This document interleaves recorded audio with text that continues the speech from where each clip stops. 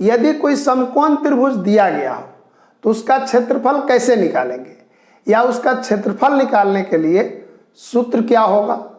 तो इसके पहले हम लोग आयत का क्षेत्रफल निकाले थे। जैसे यहाँ पर ABCD एक आयत है, तो हम जानते हैं क्या कि आयत का आमने सामने का भुजा बराबर होता है और प्रत्येक कोण क्या होता है, समकोण होता है। यदि इसका लंबाई L है और चौड़ाई B है तो इस आयत का क्षेत्रफल कितना होगा, आयत का क्षेत्रफल होगा L गुना B, यानी लंबाई गुना चौड़ाई। अब इस आयत को दो बराबर भाग में बांटते हैं, ऐसे देखिए। तो इस भाग का और इस भाग का क्षेत्रफल इस तरह बांटे कि ये दोनों एक जैसा बने, तो हम समान है।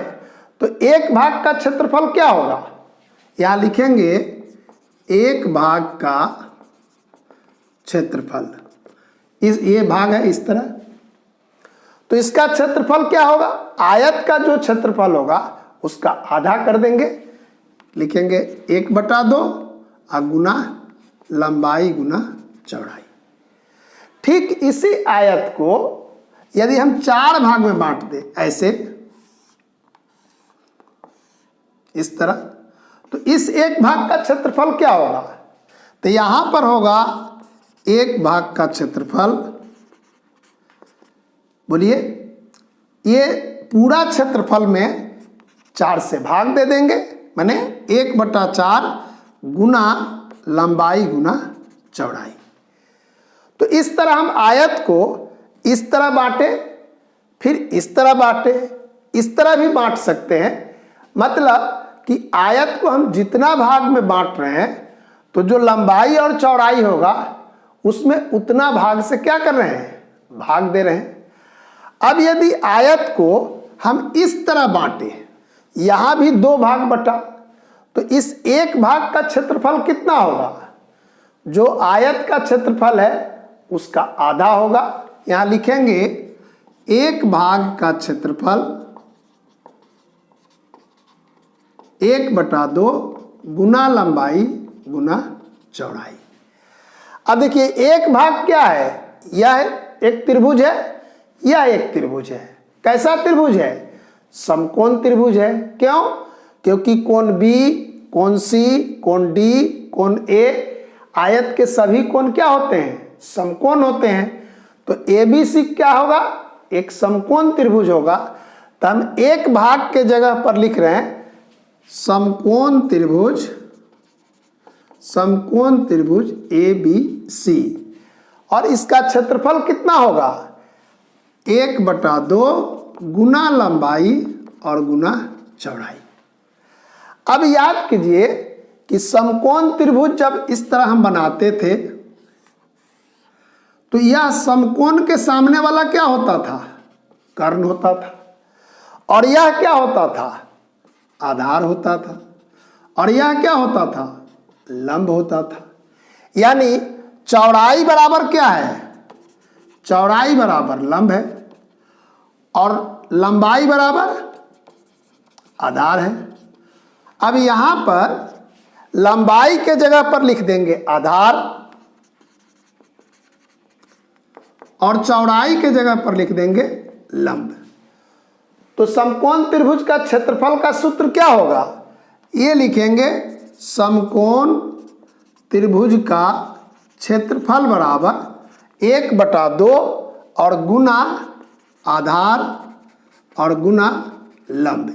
यही सूत्र होगा किसी भी समकोण त्रिभुज का क्षेत्रफल निकालने के लिए। यहां पर देखिए ये है आधार और ये है लंब, बीच का कोण क्या है, समकोण है। यानी आधार और लंब मिलकर क्या बना रहे हैं, समकोण बना रहे हैं। तो हम ऐसा भी कह सकते हैं कि समकोण त्रिभुज में जो समकोण बनाता है उन्हीं 2 भुजाओं का गुणनफल कर दें और 2 से भाग दे दें तो क्षेत्रफल निकल जाएगा। तो ऐसा हम लिख सकते हैं कि क्षेत्रफल बराबर 1/2 गुना समकोण बनाने वाली पहली भुजा और गुना दूसरी भुजा। तो अभी हम निकाले समकोण त्रिभुज का क्षेत्रफल बराबर 1/2 गुना आधार गुना लंब। लंब को ही हम ऊंचाई भी कहते हैं, तो इसलिए इसको ऐसा लिखेंगे समकोण त्रिभुज का क्षेत्रफल बराबर 1/2 गुना आधार गुना ऊंचाई। इसको भी लिख सकते हैं कि 1/2 गुना समकोण बनाने वाली पहली भुजा और गुना दूसरी भुजा। यानी सवाल में आधार और लंब रहेगा तो इसको लिखेंगे, आधार और ऊंचाई रहेगा तो इसको लिखेंगे, और पहली भुजा दूसरी भुजा रहेगा तो इसको लिखेंगे। तो इस तरह हम समकोण त्रिभुज का क्षेत्रफल निकाल सकते हैं। एक दो सवाल भी देखते हैं, इसको नोट कर लीजिए कि यदि किसी समकोण त्रिभुज का आधार 12 सेंटीमीटर और लंब 5 सेंटीमीटर है तो क्षेत्रफल ज्ञात कीजिए। इस तरह का कोई समकोण त्रिभुज है, ये है आधार 12 सेंटीमीटर और इसका ये लंब है 5 सेंटीमीटर। तो क्षेत्रफल कितना होगा? तो सबसे पहले क्षेत्रफल का सूत्र लिख दे रहे हैं, लिखेंगे समकोण त्रिभुज का क्षेत्रफल बराबर 1/2 गुना आधार और गुना लंब।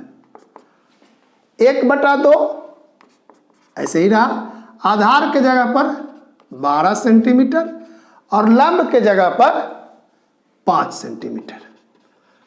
2 से 12 कटेगा, 6 हो गया, गुना करेंगे 30 वर्ग सेंटीमीटर। तो इस तरह जहां भी क्षेत्रफल निकालना होगा सबसे पहले सूत्र लिख देंगे और आधार का मान बैठा देंगे, लंब का मान बैठा देंगे, उसका सरल करके जो आएगा वही क्षेत्रफल निकलेगा। इस तरह आप अन्य सवाल को भी बना सकते हैं। कल बताएंगे समांतर चतुर्भुज का क्षेत्रफल कैसे निकालेंगे। आज इतना ही रखते हैं।